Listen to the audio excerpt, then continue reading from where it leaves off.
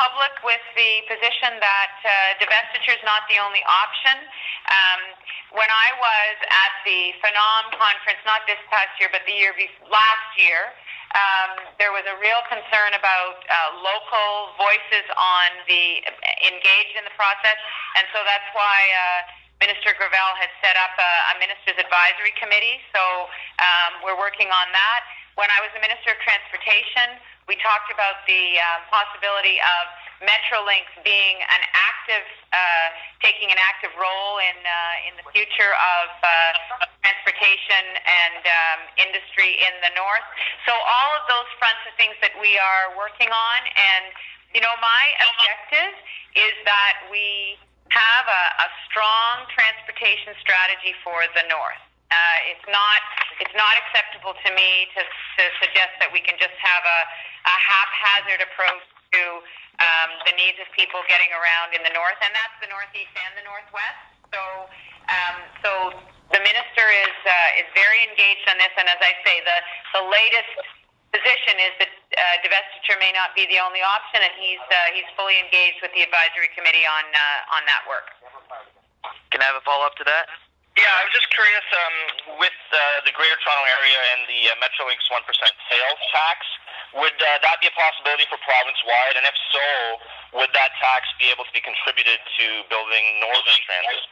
Well, let me say that if that were one of the tools that we landed on, what I would be looking for is the money that's raised in a particular region to go to transit in that region.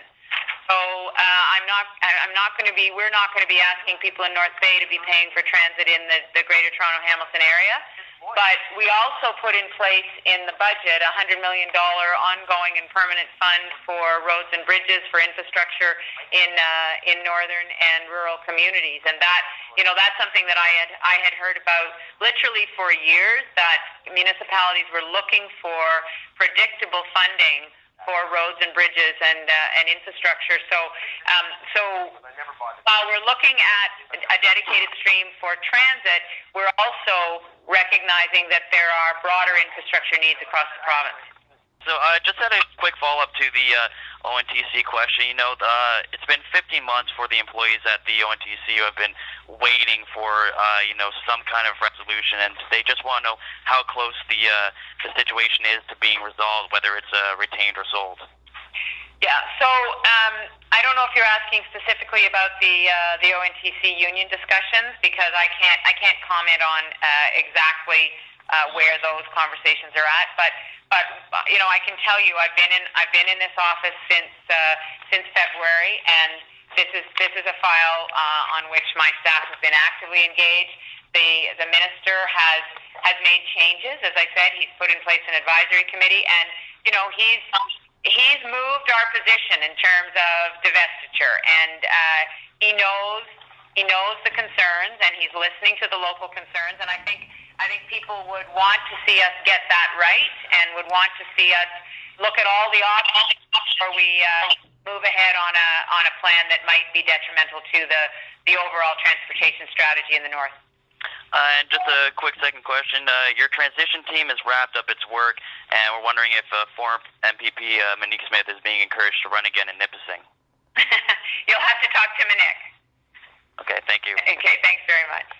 He's done a great job on the transition team.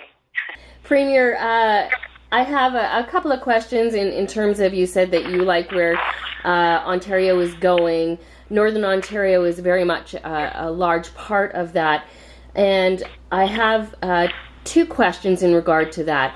One being the cost of hydro.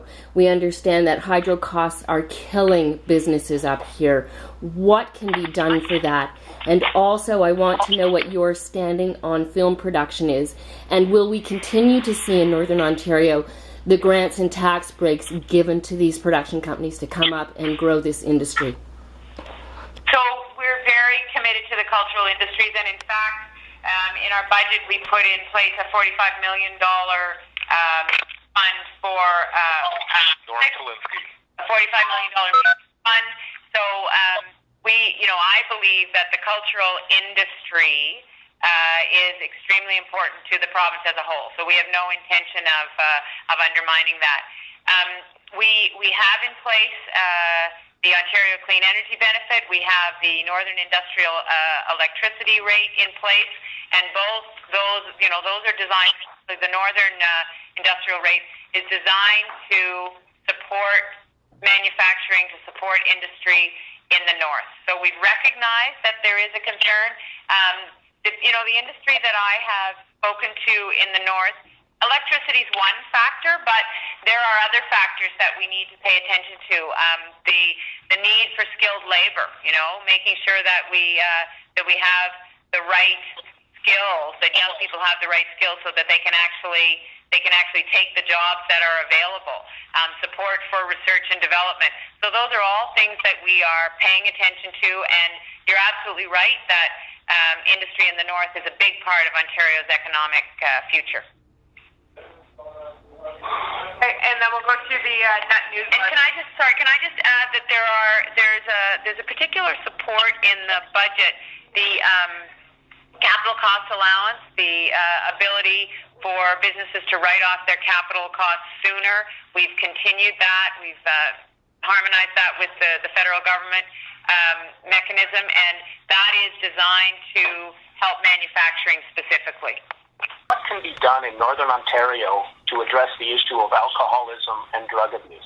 Well, I think that whether we're in Northern Ontario or in an urban centre in Southern Ontario, our mental health strategy is where we have to focus to help people deal with those issues. And we've made a commitment to work on mental health, to put resources in place to make sure that people have access to supports, children and adults. So that is, alcohol and drug abuse are very much part of that strategy.